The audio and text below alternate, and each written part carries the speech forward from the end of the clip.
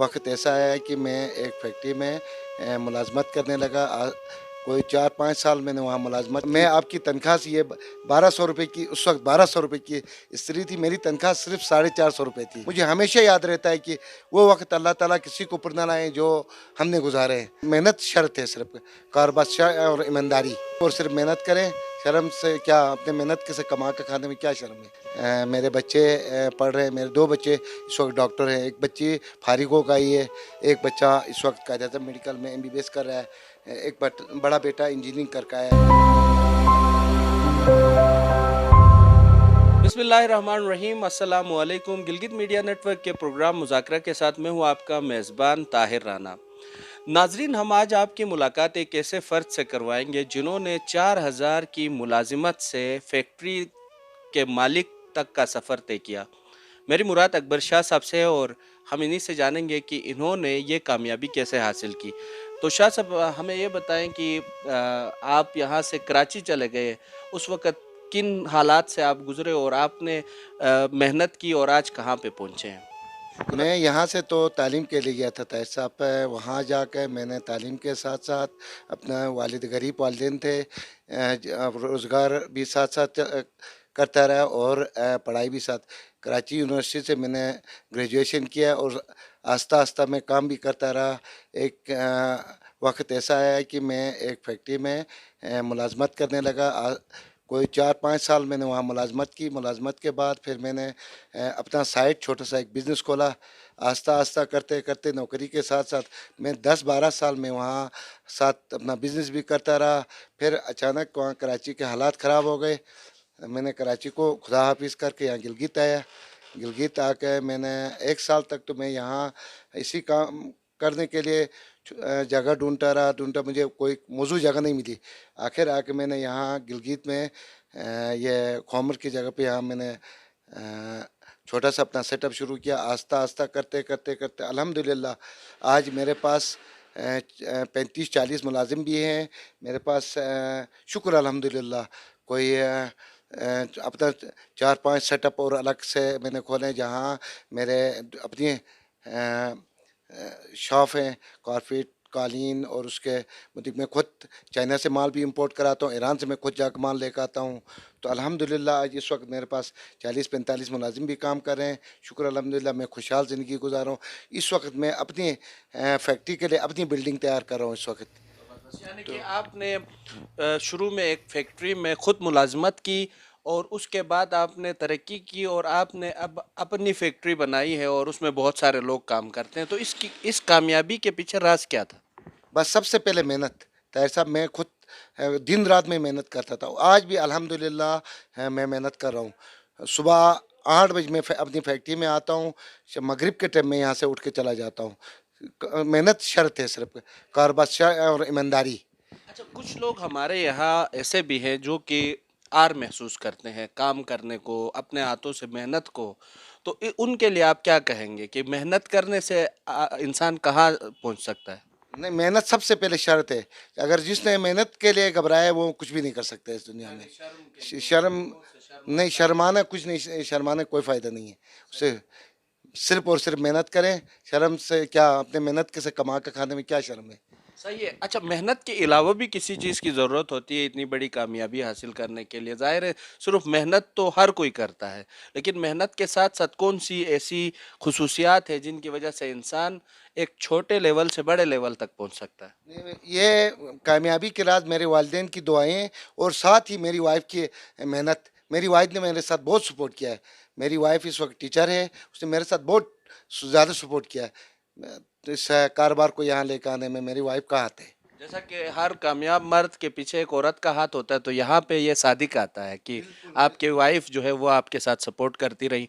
अच्छा, साथ साथ ये भी बताया कि कारोबार की बढ़ोतरी के लिए लोग गलत तरीके इस्तेमाल करते हैं, गैर मयारी चीज़ें देते हैं, ईमानदारी नहीं करते। तो क्या इस तरह के ज़राए से भी इंसान तरक्की कर सकता है? कभी नहीं कर सकते इसमें। मैं उसमें ईमानदारी शर्त है। जब तक ईमानदारी नहीं करेंगे आप कामयाब नहीं हैं। तो एक दफ़ा आप कमा सकते हैं, दूसरी दफ़ा नहीं कमा सकते। ईमानदारी सबसे पहले मियार। आज मैं 10 साल से मैं अल खिदमत के साथ काम कर रहा हूँ। अल्हम्दुलिल्लाह आज तक किसी शख्स ने ये नहीं कहा आपने गैर मियारी चीज़ दी है। अल्हम्दुलिल्लाह अल्हम्दुलिल्लाह मैं अल-खिदमत के साथ काम कर, आज भी मैं अल-खिदमत को, इस वक्त मेरे पैकेज जा रहे हैं यहाँ गिलगित से लोगों को तकसीम हो रही।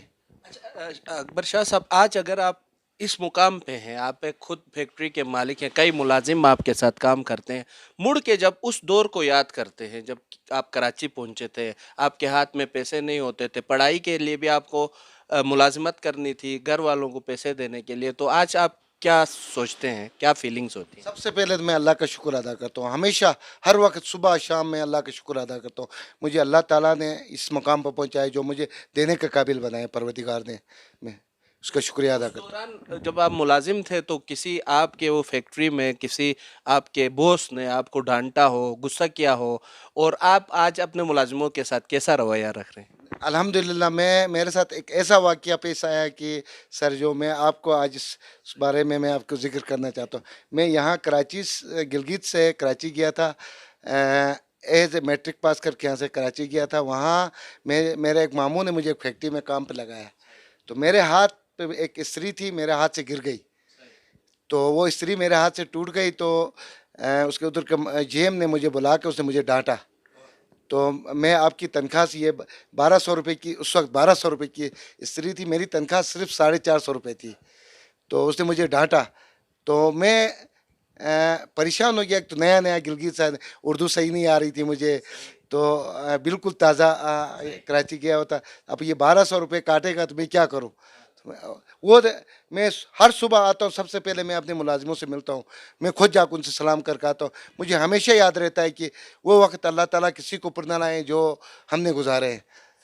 तो मैं कभी भी अपने मुलाजिम के साथ, आप कभी भी अकेले में भी आकर मेरे मुलाजिमों से इंटरव्यू कर सकते हैं, मैं कभी मुलाजिम के साथ जुल्म नहीं करता हूँ। शुक्र अल्हम्दुलिल्लाह, मैं डरता हूँ अल्लाह से, परवरदिगारा किसी को भी मोहताज न करे। बिल्कुल, बिल्कुल, यानी कि आपके साथ ऐसा वाक़या पेश आया और आज आप खुद उस मुकाम पर हैं, आप बॉस हैं, तो आप भी अपने मुलाज़िमों के साथ इस तरह का रवैया नहीं रख रहे हैं।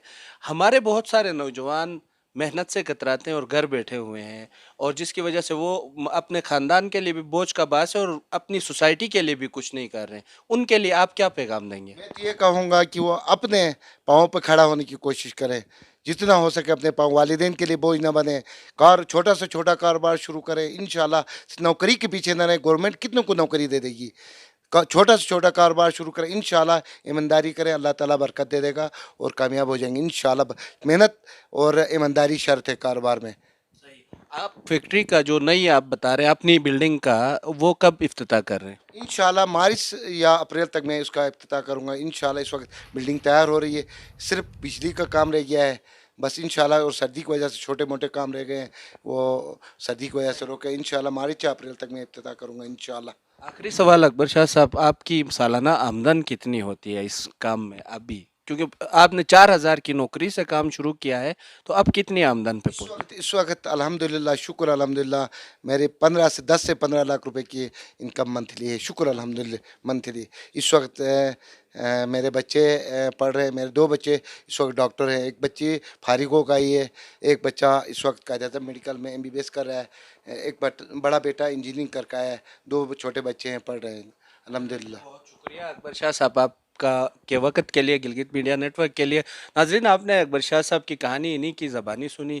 आज ये इस मुकाम पर हैं कि इनके बच्चे भी पढ़ रहे हैं। एक दौर वो था जब 90s में ये कराची गए और पढ़ने के लिए गए, लेकिन हालात की वजह से मुलाजमत करनी पड़ी, और जिस फैक्ट्री में इन्होंने मुलाजमत की वैसी ही फैक्ट्री अब इन्होंने ख़ुद अपनी बनाई है और अभी माहाना ये 15 लाख कमाते हैं।